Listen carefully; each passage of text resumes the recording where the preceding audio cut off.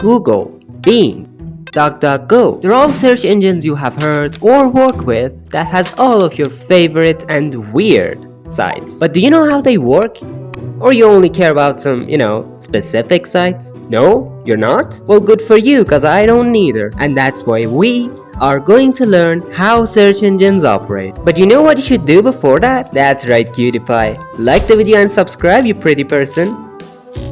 Now, there are few sections to each search engine. I will be using Google for my instances. So there are tens of millions of sites on Google and thousands new each day. But how does Google know about your site? They have a tool for it called crawling, or as some people call it, URL discovery. Googlebot is what Google uses as their crawler, which there's actually two versions of it, one for computers and another for mobile. You can think of internet as a huge spider web where each site is connected using hyperlinks. The crawler starts its work by visiting a few known sites. Then it checks each of them, looking for new links to other sites. Once they've been found, Google will start crawling the newfound websites. Crawlers download the HTML of each site and even images, scripts, and structured data. And once they're done with your site, they look for new hyperlinks leading to another website. And this whole process just keeps on going. That's also the reason that sites are called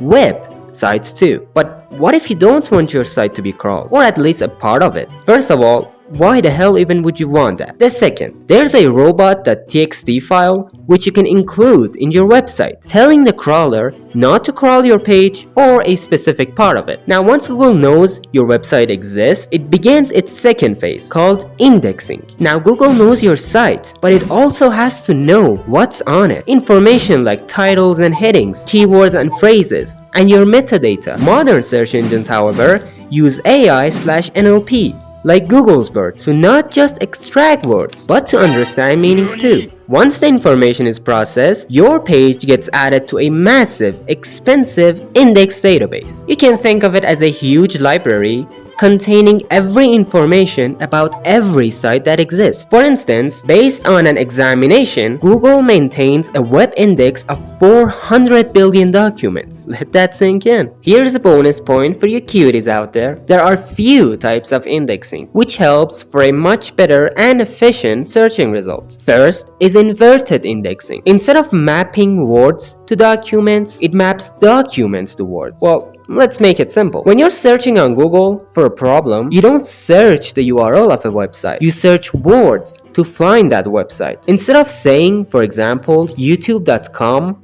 refers to the word video, you say video is a term of YouTube. You get it now? Well, I hope you do. Another thing they use is called stop words. Words like a, the, and, I, he, she. When you're searching, the engine looks for these words and removes them for the engine. So, when you're searching, how do I buy FitPix online, you weirdo? The engine doesn't understand what you're saying. It's all nonsense. So, it just deletes stop words. Buy FitPix online. Now it makes sense for the engine, and you can do your weird stuff faster. Indexing is done now. But what about actually showing you the results? How does a search engine decide which page should be at top? That's where the third phase comes in play. Ranking. It basically reads the index of your page and ranks it based on many factors like keywords, title and heading, so it knows what's your site about, content quality, help for original and well-structured content. Another way is to like the video and subscribe to the channel. Please, I gotta pay my bills. Sorry, but actually there's another interesting thing about ranking, which is called backlinks. They're initially links from other sites in your own website. Each link counts as one vote. One key factor about them